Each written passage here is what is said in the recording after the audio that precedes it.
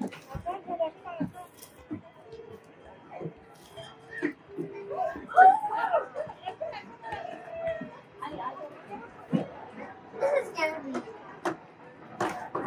one's gonna be hard.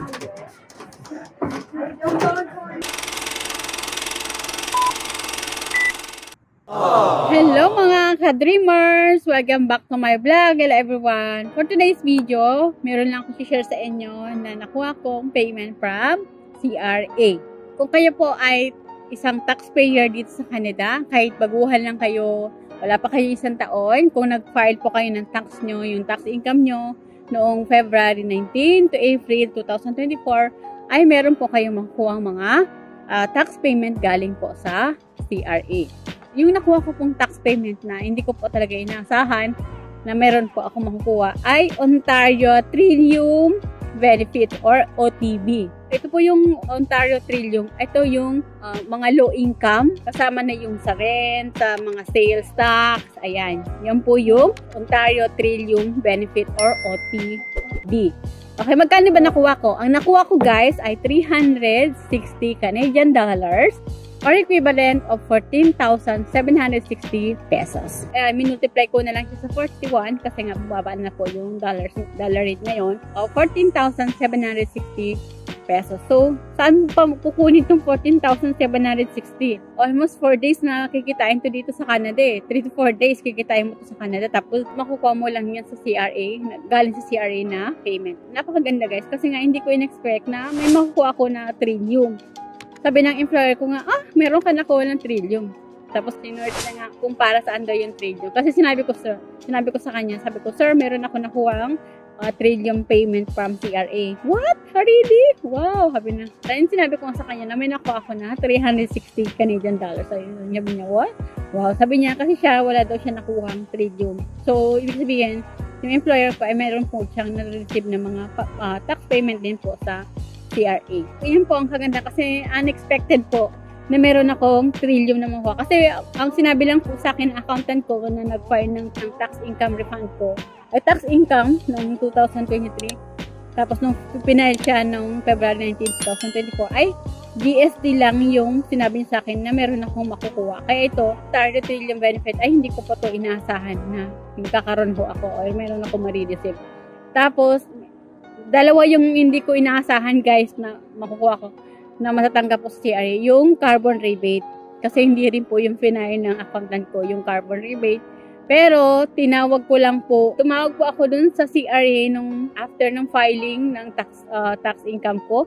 Kasi nga, nagay ng aking accountant ay single. Make sure po kayo, kapag magpa-file po kayo ng tax income nyo, make sure po yung status nyo. Kasi kapag ang married kayo tapos single at hindi nyo napansin, ay maano po yan, magkakaroon kayo ng problema kapag magpa-file kayo ng permanent residence. Kasi nga, syempre married kayo tapos single yung sa tax payment nyo, sa tax file nyo.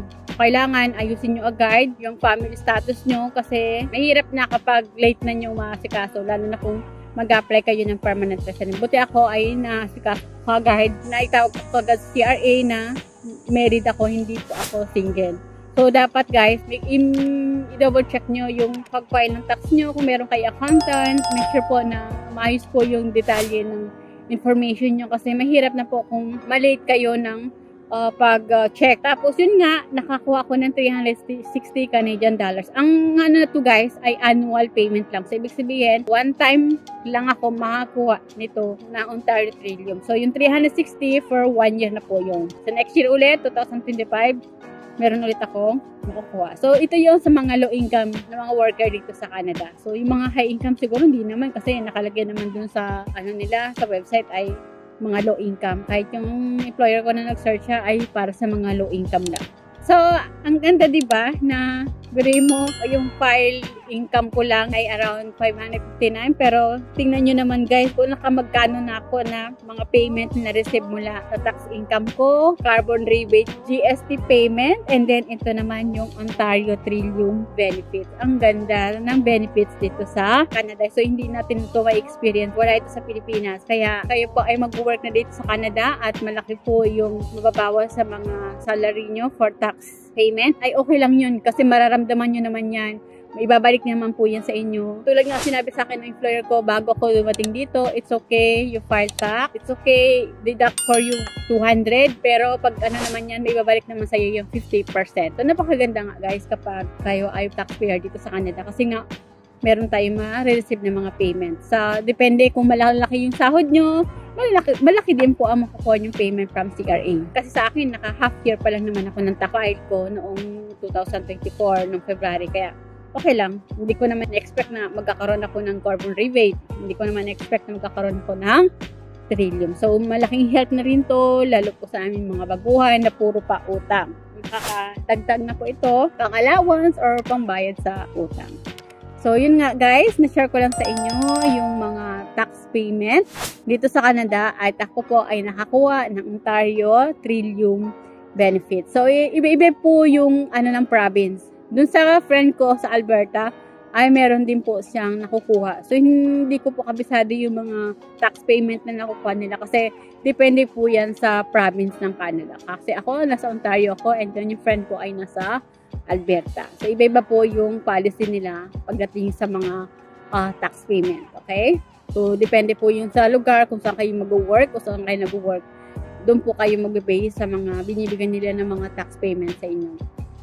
So, yan talaga guys, ang kagandahan kapag nag-work po kayo dito sa Canada. Kaya nga yung ibang mga kapwa natin Pilipino, kahit na mga professional na sila sa Pilipinas, sumasahod ng 200,000, 100,000 pesos, hinigive up nila yun. Nag-start sila dito sa Canada. Mag-start talaga sila dito sa Canada. As in, yung pinakamabang work. Okay lang yun sa kanila kasi nga ang importante ay yung health insurance saka yung benefits ng mga bata. So, yun po ang nilook forward na mga kapwa natin Pilipino na ginigive up yung career nila ng mga ganang career sa Pilipinas para po sa mga anak. Kaya kahit ako din, yun po ang din ang plano namin na mabigyan ng magandang kinabukasan yung anak namin.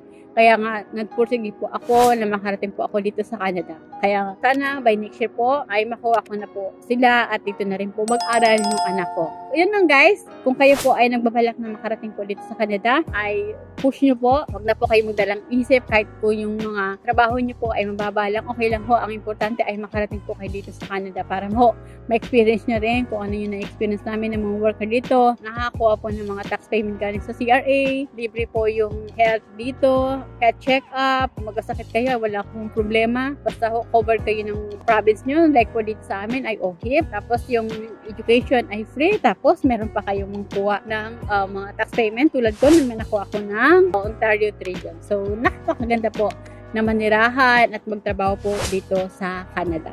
Okay lang ho, sa umpisa, talagang kailangan po natin magtiis, magsakripisyo, pero hindi naman po tayo habang buhay ay nandyan, di ba? So, aangat at aangat din po tayo. Basta, fokusan po tayo sa goal natin. Kasi pag nandito na po kayo sa Canada, kung ano yung work nyo na gusto nyo, ay pwede nyo na po yung makuha, lalo na po kung kayo ay maging permanent resident sa po dito sa Canada. So, yun lang guys, na-share ko lang po sa inyo about sa tax payment na nakuha ko, na nakakuha nga ako ng Ontario Trillium benefits dito sa Canada. So, yun guys, if you find my video helpful, please subscribe naman po and like and share na rin po kung nagustuhan nyo po yung mga video ko. Ang katulong po sa inyo, please pakiclick naman po yung bell notification para ma-notify po kayo sa mga bago kong video. So, yun lang guys, thank you for watching. Bye! God bless you all.